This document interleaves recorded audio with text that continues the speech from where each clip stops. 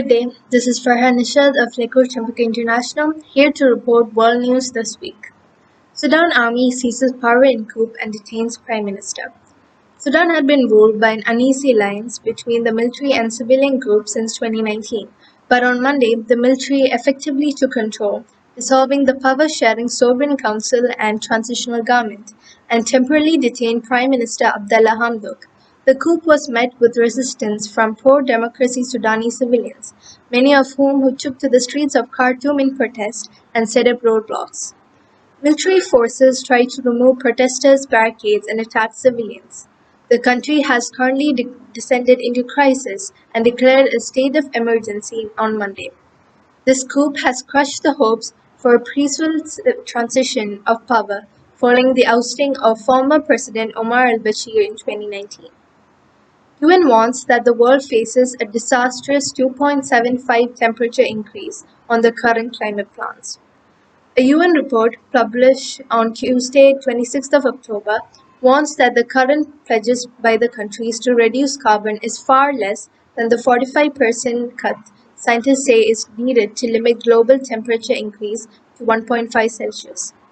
Antonio Guterres, the UN Secretary General, described the findings as a thundering wake-up call to world leaders, while experts call for drastic action against fossil fuel companies. Although more than 100 countries have promised to reach net zero emissions around mid-century, this would not be enough to stave off climate disaster according to UN emissions report, which examines the shortfall between the countries' intentions and actions needed on climate. Many of the net zero pledges were found to be vague, and unless accompanied by stringent cuts in emissions, this decade would allow global heating of a potentially catastrophic scale. Indian Supreme Court orders inquiry into state's use of Pegasus spyware.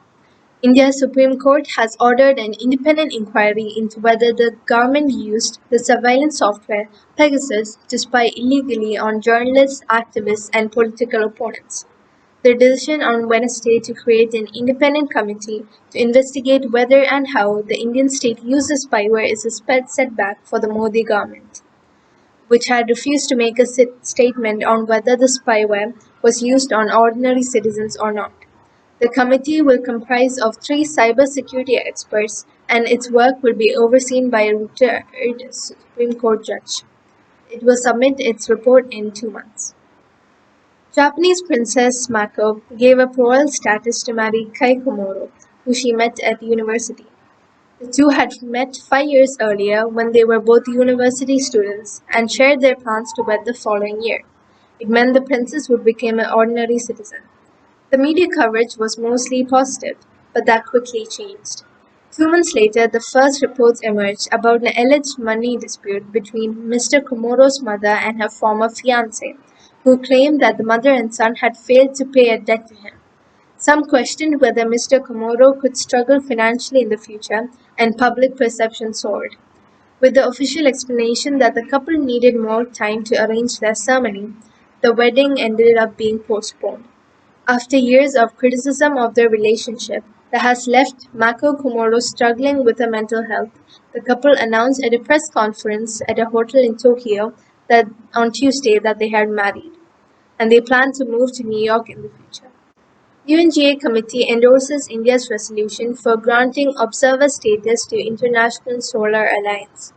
As world leaders gather for the climate change summit in Glasgow, a draft resolution introduced by India for granting observer state status to International Solar Alliance had been adopted by the UN General Assembly Committee.